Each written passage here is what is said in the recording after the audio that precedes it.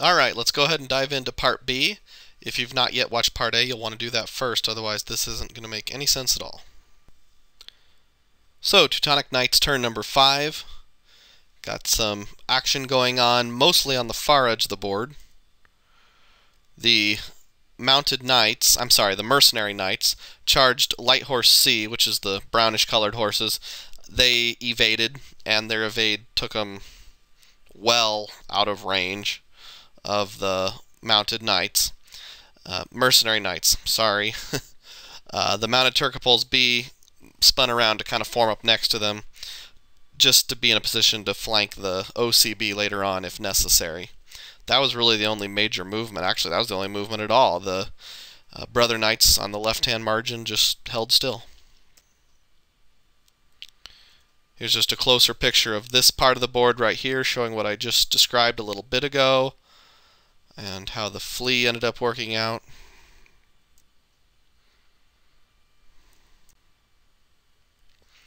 And over on the remainder of the board, again, no movement at all. This just stayed exactly the same. I guess the crossbowman took about a half step forward, about a 3/4 of an inch maybe. That's it. Still got the same stalemate going on here with the Brother Knights. I did expand their frontage here, so you see there's now 3 guys in the front row. Again, I gotta make sure I'm keeping it so that if you extend a line from the left edge of the Brother Knights, that the best equipped cavalry can't get completely behind that. And I think they came forward just a little more to kind of hem in the guard cavalry there. Alright, so now the crossbowmen are shooting at the other cavalry coming right at them and get enough to force a roll there, but looks like turns out okay. Back over here, this time we've got every single shot that comes in for the shooting of the Mongols. 2 groups shooting, both at the Brother Knights. And this time they roll enough to pass their cohesion test, but that second dice down, the second yellow dice, you see they do not pass the death roll, so they're going to lose a model. You see he magically disappeared. Back to this battle here in the middle of the board. The good guys put all sorts of hits on the bad guys.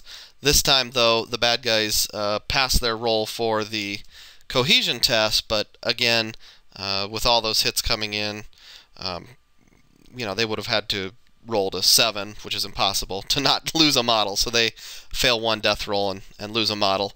You'll also notice that, I didn't mention this before, the Mongols, I had them move their commander-in-chief from the guard cavalry over here behind the other cavalry so that he can influence their rolls.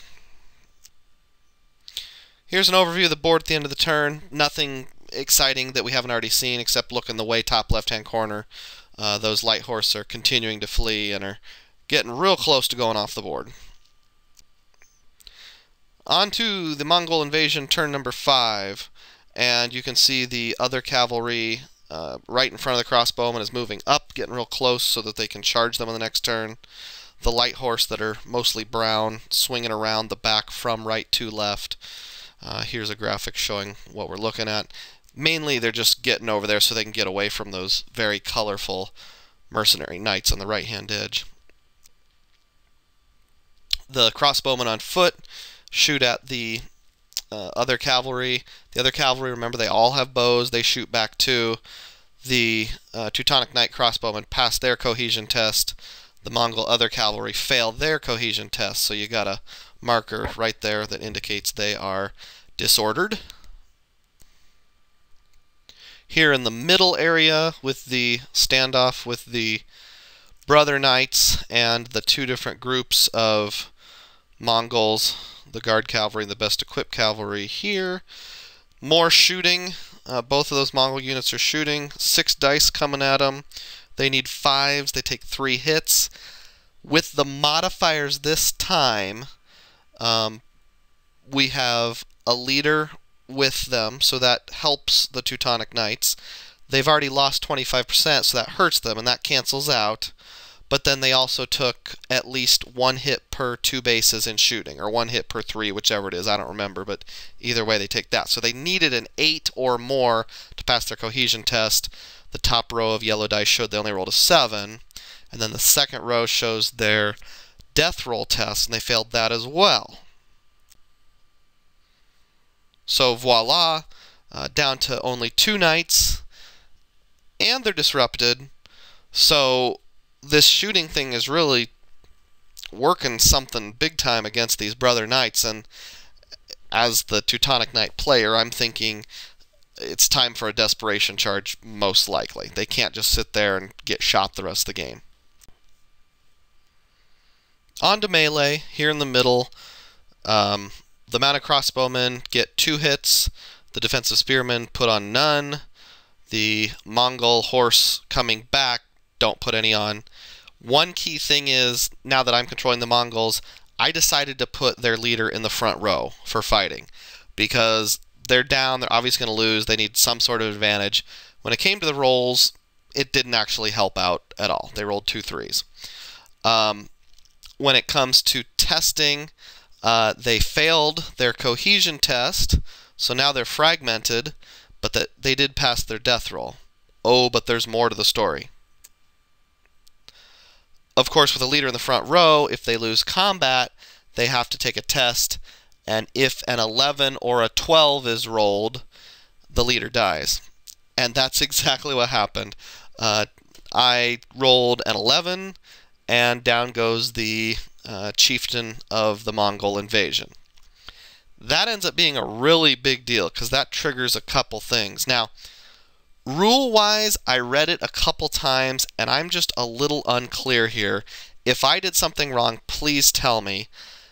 They've already tested for their cohesion test, but the rule says if a leader dies and you see him die because you're within 3 inches, obviously the unit that he's in would be within 3 inches, you have to test at the end of that phase. Well, since I've already tested for the cohesion test resulting from hits taken, I can't go back and retroactively have it modify that one. So I'm assuming what it means is there's another test taken, even though that ends up being 2 in the same phase, to check for seeing a leader die. If I'm wrong, please tell me, but that's how I played it. On that roll, checking for seeing a leader die, they failed yet another test. So in one turn, they went from disrupted to fragmented, fragmented to broken. So now those 3 remaining other cavalry are going to have to flee. And the guard cavalry, who's standing right in front of the Teutonic's brother knights, they also had to take a test because they were within 3 inches of the spot where he died. They fail as well. So now they're disrupted, and that ends up being a really big deal, because as the Teutonic Knight player, I'm thinking, now if my brother knights charge in, instead of being disadvantaged, they're on basically equal footing. Not going to have as many dice when it comes to melee, but that really evens things up a lot, and that could be a really big deal. At the end of the turn, the very, very end of the turn, this is another thing where I'm not sure if the rule was clear, but looking at rules as written, it says, you know, if you're fragmented at the end of that turn, you have to flee. It doesn't say if it was caused by something other than battle damage. So even though the brokenness was caused by seeing a leader die, I'm assuming they still have to flee. That's how I played it. Again, if I'm wrong, please tell me. The other Mongol cavalry do outrun the mounted crossbowmen who pursue. The defensive spearmen choose not to pursue. And then the joint action phase, the only thing that happens is these horses run off the table, which was inevitable anyway. This was the light horse that got shot at a long time ago. So end of the turn, this is how it looks in terms of an overview. That's how it looks on Battle Chronicler. So at this point, the Mongol Invasion has one unit that's destroyed. That's the very large skull in the top right-hand corner. Another unit that's broken and fleeing. And then the OCB are disrupted. The Guard Cavalry is disrupted. The Light Horse A, who's been having these perpetual pillow fights with the Mounted Turcopoles A, also disrupted. On the Teutonic Knight side, the only group that's disrupted is the Brother Knights. They're also down to 2 models left. That's why they look a lot tinier now. Teutonic Knights, turn number 6. More stuff is going to happen here. This is just the shot at the beginning of the phase.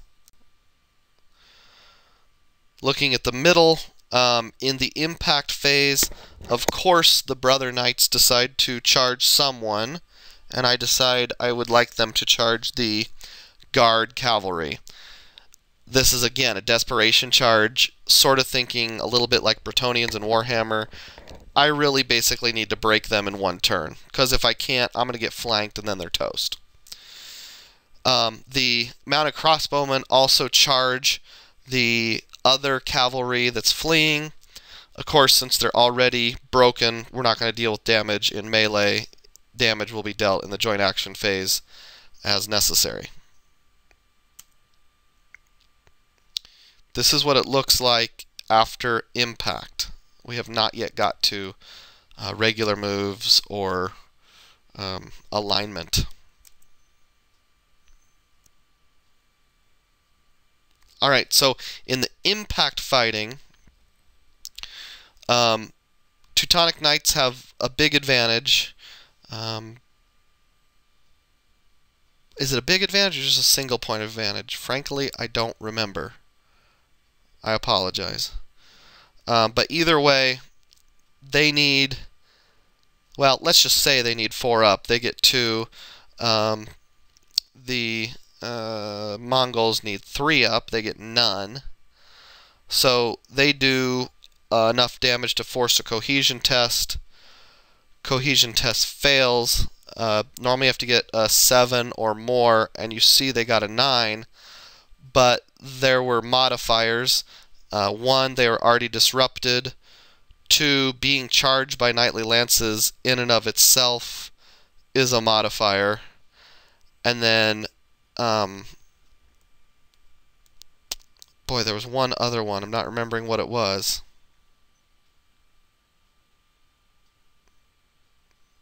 Oh, I think 2 more hits received than inflicted is a modifier, if I remember correctly. Quote, tell me differently if I'm wrong. But anyway, they had a modifier of 3, so they actually needed a 10 to pass, and they rolled a 9. And then on death rolls, they needed to roll more than 2, and they got exactly 2, so they also lost a base. So now they're down to fragmented. We haven't even gotten to melee yet. Overview of the other 2/3 of the board. Nothing to look at here except to note the defensive spearmen do go into kind of a long column, only 1 wide, just to get out of the way of the mounted crossbowmen so they can maneuver later if needed. In shooting, the Teutonic Knights, crossbowmen on foot shoot at the other cavalry of the Mongols. The Mongols shoot back. The Teutonic Knight crossbowmen force a cohesion test, which the Mongols fail by rolling a 5, but they do pass their death roll. They are already disrupted, now they're fragmented. The crossbowmen on foot passed their cohesion tests, but they failed their death roll. So they're down a base, if for some reason that ends up mattering. Back to melee. Over on the battle with the Brother Knights valiantly charging in against these evil, naughty guard cavalry for the Mongols. They roll all 6s. I think it was actually 6, 6, 1, and then because they get a reroll, they rerolled and got another 6. And the guard cavalry got a single 6, so 2 more hits inflicted than received. They have to take another cohesion test. All those same modifiers as before, only 1 worse because they were 1 notch down the cohesion ladder. They roll 6, which is not even close to good enough, fail that. They roll a 1 for their death roll, fail that. So they are now broken and down to 2 models. There's what it looks like with only the 2 models. After pursuit, the brother knights are still touching them. That causes 1 more base loss according to the rules. So now down to 1 base. Once we get to the end of this turn, the end of the joint action phase, the guard cavalry is going to be auto-broken. So there won't be any possibility of rallying or anything like that. But it's not going to matter. Because just like that, the game is ended. I didn't realize it for a couple seconds, but after you look it over and you count it up, the attrition points all added up is an army rout for the Mongol invasion. We'll add it up here. This unit, the guard cavalry, is the one that just broke. That's worth 2 points. Let's look at the other side of the board. The other cavalry A was broken just recently earlier in this turn, and that's 2 points, now up to 4. The other cavalry B, from being shot at so much, is fragmented. Now we're up to 5. And remember that the light horse B fled off the table last turn. That's 2 more. That's 7 total points. So yes, that is an army rout for the Mongol invasion because both armies started with 7 units. Once the attrition points equals the starting number of units, game over. So that was really weird. I was not thinking when that desperation charge with the brother knights came in that was going to cause the game to end.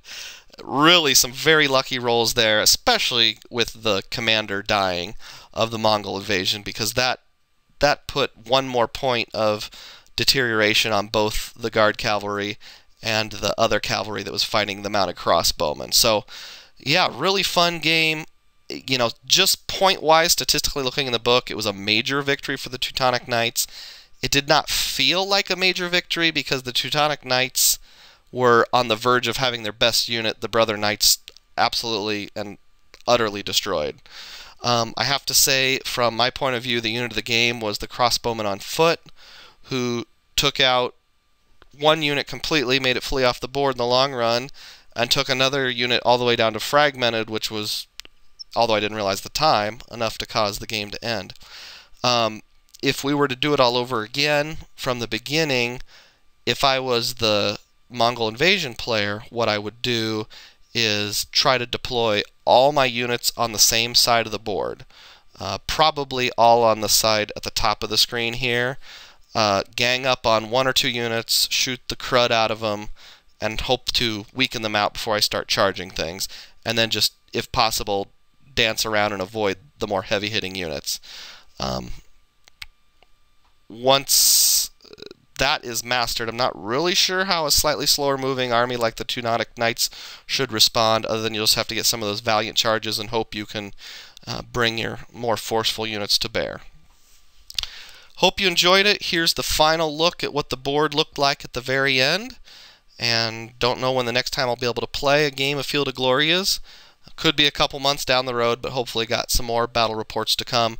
As always, please feel free to comment. In fact, I would really like it, and click that like button. Thanks for watching.